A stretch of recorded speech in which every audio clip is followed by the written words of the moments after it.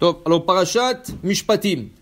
Aujourd'hui, on va avoir une loi, c'est écrit ici, V'chiake ish et en avdo, ou et en amato, v'shihata, la chofshi shalechenu tachateno. V'im shen avdo, ou shen amato yapil, la chofshi shalechenu tachatshino. Alors, il dit ici la Torah, que un maître, il a acheté un esclave, Evet Knaani. Et, pour une raison ou pour une autre, il lui a donné un coup de poing. Avec le coup de poing, il lui a fait sortir l'œil. Ou avec un bâton, il lui a fait sortir l'œil. La Torah dit, si Shichata, s'il a endommagé l'œil, il a fait sortir l'œil, la chofshi shalechenu tachateno. Il doit maintenant le libérer. Normalement, un maître n'a pas le droit de libérer son esclave Knaani. Chez Nehemar, comme il est dit, le'olam ba'em ta'avodu. À tout jamais, vous allez vous servir avec eux. Même quand il décède, il doit l'hériter à son fils. Il ne peut pas le libérer. Le'olam. Le'olam, ça veut dire, même s'il décède, il le laisse à son fils comme esclave. C'est comme ça la recommandation de Torah. Il y a une histoire dans la Gemara. Il y avait une fois un Rav, Rabbi Eliezer, il a libéré son esclave Knaani. Toubi. Non, pas Toubi. Toubi, c'était le rabbin Gamliel. Rabbi Eliezer, il avait un esclave Knaani. On ne connaît pas son nom. Il a libéré. La Gemara pose une question. Comment ça se fait qu'il a libéré?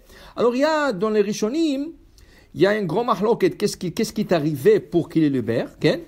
Alors, le Roche, il répond deux choses. Il répond une chose. Rabbi Eliezer, c'est un Kohen. Okay? Il est arrivé dans une synagogue. Il n'y avait que 9 personnes. Ils n'avaient pas une dixième. Et lui, il voulait faire Birkat Kohanim. Pour pouvoir faire Birkat Kohanim, qui mitzvah de Oraita, il a libéré son esclave pour pouvoir faire Birkat Kohanim. Alors la Torah dit, Le'olam ba'em ta'avodu. Mais d'autre part, Kot evarechu et ben Israël. Alors pour faire la mitzvah de Kot evarechu et ben Israël, il a libéré son esclave pour pouvoir... Comment? Non, attention. Evet Knaani, quand tu l'achètes, tout de suite, tu le circoncis. D'avoir Rishon. Parce que s'il n'est pas circoncis, toi, tu ne peux pas manger le Korban Pesach. S'il est chez toi à la maison, toi, comme patron, tu n'as pas le droit de manger le Korban Pesach jusqu'à que tout le monde dans ta maison soit circoncis, juif et non juif.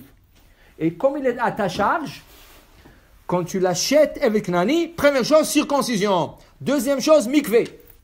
Conversion. Il est converti à moitié.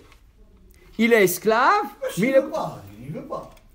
Voilà, la Gemara dit, il y avait un, dans le Sechet Gittim dit, il y avait un, il a acheté un évêque, il ne voulait pas se convertir, alors il lui a donné un coup de poing, il lui a fait tromper dans le mikvé, il lui a forcé de tromper dans le mikvé, il ne lui a pas demandé. C'est ça? C'est ça? Et il lui a forcé de se tromper. Alors, sans qu'il se trompe et qu'il se circoncis, tu ne peux pas le rentrer chez toi à la maison. Alors il est déjà moitié juif.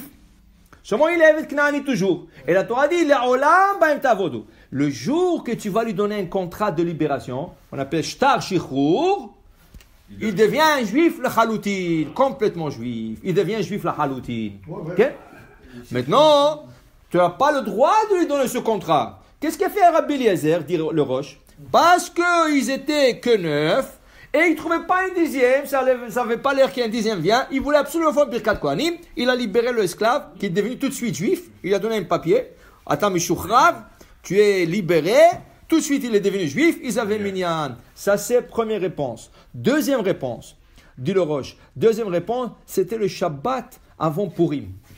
Quel paracha nous lisons le Shabbat avant Purim? Parashat Zachor. Parashat Zachor, selon la majorité des dictionnaires, elle est de Oraita. Toutes les lectures de la Torah pendant l'année sont d'ordre rabbinique. Ezra Sofer les a instaurées. Mais Parashat Zachor, elle est mise de Oraita. Et ils n'avaient pas minyan. Ils n'avaient pas minyan, dit le Roche. Et ils voulaient absolument, Rabbi Eliezer, ils voulaient absolument lire le Parashat Zachor ben minyan. Pour pouvoir se le Sefer Torah, il n'avait pas le choix que de libérer son esclave Knaani pour qu'il puisse devenir juif tout de suite et compléter le minyan. Okay? Mais la Torah dit... Les deux, hein. Le même Shabbat, c'était Shabbat Zachor, ça fait le Cap Kohen. Ça peut être le deux. Maintenant, comme tu n'as pas le droit de libérer, mais dans le cas exceptionnel que tu lui as crevé l'œil, tu es obligé de libérer. Obligé. La Torah te dit, la chofshi shalechenu, tachat eino. Une autre chose, on va expliquer. Il n'a pas fait exprès. Deuxième chose. S'il a fait exprès. Non. Deuxième chose. Il lui a cassé une dent. Il lui a giflé, paf! Et il lui a donné sur la bouche. Et l'autre, il avait une dent comme ça, paf! Il est tombé la dent. La chofshi shalechenu tachat shinno.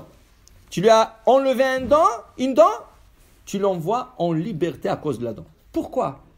Pourquoi on parle de l'œil et du dent? On va te dire une explication hassidique, mais on va voir que ce n'est pas rien que la dent et l'œil. On dit que d'où est la source des esclaves knaanites? Où est la source? Si on recherche dans la Torah, où est-ce qu'on doit remonter pour la knaanite? Ham.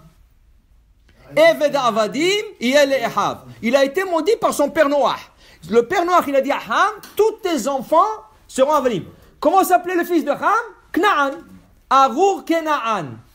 Noach, qu'est-ce qu'il dit? Arur Knaan. Eved Knaani, il a été maudit. Eved Avadim Yelecha. Très bon. Maintenant, qu'est-ce qu'il a fait Knaan pour être maudit par son grand-père? Il a vu son père nu. Ken? Quand Noach il a bu du vin, il était nu dans la tente. Vaïgal Noach betochaolo. Il est parti dans le chouk. Il a raconté ça à ses frères, selon si c'est Noach et Ham, et si c'est pas Ham, c'est Knan. Il a raconté ça à Shem Veyefet, dans le plein chouk. Il y a plein de gens qui passent. Venez voir, le grand-père est nu. Comment tu parles de ça en public? Il n'y avait pas de chouk à cette époque. Ah, bien sûr qu'il y avait des... Juste, ils ont sorti de... Ça va, pas grave. Ils ont fait un petit chouk comme ça. Chouk, ça veut dire en public. En public. Alors dans ce cas, quand Noach il a su ça, il a maudit. Qu'est-ce qu'il a maudit? Pourquoi? Parce que la faute a été commise par l'œil et par la bouche. Alors il lui a dit, tu es maudit, mais une fois que tu lui crèves l'œil et tu lui casses la dent, tu lui as enlevé les deux accessoires avec lesquels il a fauté, il peut sortir la hofshi shalechenu. Ça va? Ça c'est une explication. Maintenant on va te dire, Rashi dit, c'est pas seulement la dent et l'œil. Il y a 24 organes. Si tu lui casses, tu lui enlèves un de ces organes, tu lui as coupé un de doigts. Combien de doigts il a? 20.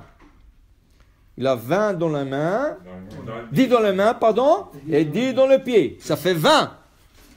Guida ama, l'organe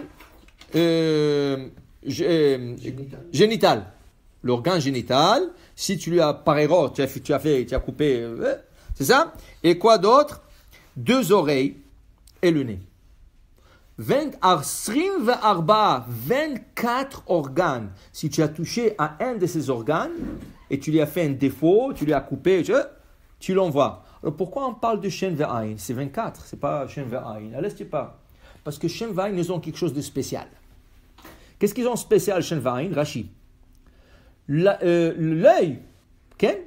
L'œil, si tu la crèves, elle ne va plus revenir à sa place. Okay? Ça ne va plus revenir. Alors j'aurais dit peut-être l'œil. Pourquoi? Parce qu'il lui a fait un défaut qui n'est irréversible. Okay? Mais la dent, une dent, elle peut retourner. Elle peut repousser. Ça, elle peut repousser. Okay? Le contraire, l'œil, elle naît avec lui. Mais la dent, elle n'est pas née avec lui. Alors j'aurais dit Dafka, l'œil qui est né avec lui, mais pas la dent qui n'est pas née avec lui. Okay?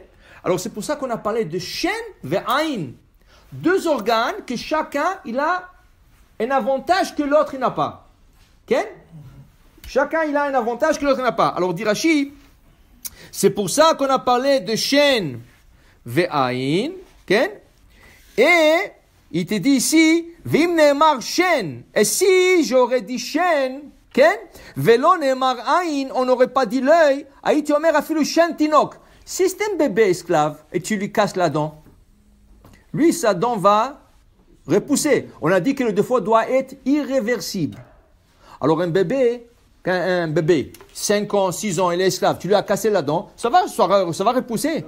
Ça c'est dent de lait, on appelle ça. Alors c'est pour ça qu'on a dit Aïn, comme l'œil qui n'est pas réversible, le dommage n'est pas réversible, ainsi on parle d'une dent qui ne va plus pousser. Si c'est une dent qui va pousser, ça ne compte pas. Okay?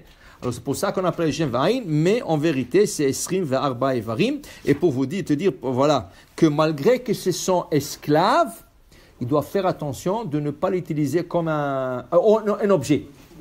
C'est pas un objet, il faut qu'il lui donne son respect.